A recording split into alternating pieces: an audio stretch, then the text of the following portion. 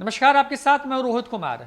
चिराग पासवान से अलग गुट बनाने के बाद पशुपति कुमार पारस मोदी कैबिनेट के विस्तार के बाद मंत्री बनाए गए हैं। तो मंत्री बनने के बाद उनके विभाग जुड़ा पहला बिल जो है वो लोकसभा में पारित हुआ और इस पर खुशी जाहिर करते हुए क्या कुछ पशुपति कुमार पारस ने कहा है, सुनवाते हैं। लोकसभा में लिप्टन बिल जो है सर्वसम्मति से पारित हुआ। इसके लिए सबसे पहले तो मैं परम आदरणीय माननीय प्रधानमंत्री जी श्री नरेंद्र मोदी जी एवं परम आदरणीय संसदीय कार्य मंत्री श्री प्रहलाद जोशी जी और संसद में जितने भी हमारे माननीय सदस्यगण हैं सभी का मैं आभार व्यक्त करता हूँ। साथ साथ हमारे जो विभाग के जितने भी पदाधिकारी हैं इन लोगों के काफ़ी मेहनत से, काफ़ी प्रयास से ये विधेयक पास हुआ, सर्वसम्मति से पास हुआ।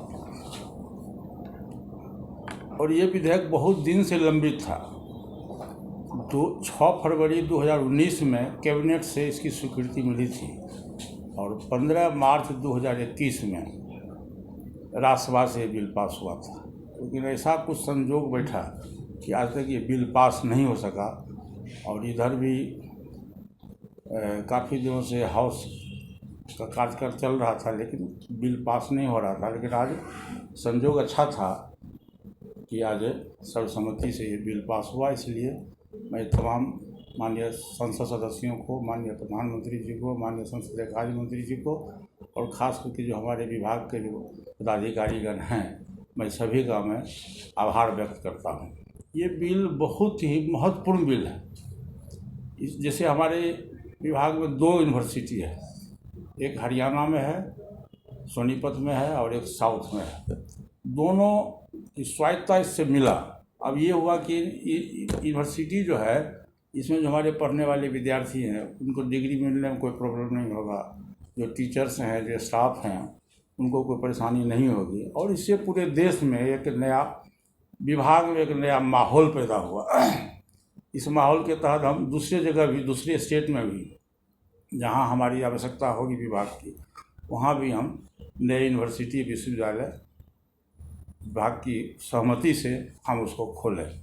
इसलिए बहुत ही महत्वपूर्ण ये बिल है और इस बिल के पास होने से मुझको खास करके मेरे नेतृत्व में आज पहली बार लोकसभा में भी विधेयक आया और पास हुआ। इसके लिए मैं भी बहुत अपने आप को गौरव महसूस करता हूँ और साथ ही पूरे विभाग के पदाधिकारी और सभी लोगों का मैं आभार व्यक्त करता हूँ।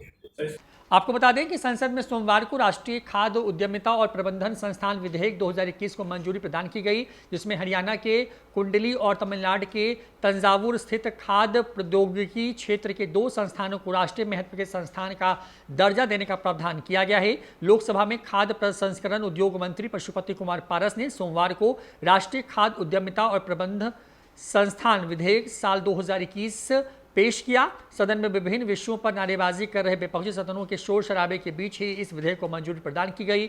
यह विधेयक मार्च महीने में राज्यसभा में पहले ही पारित हो चुका है।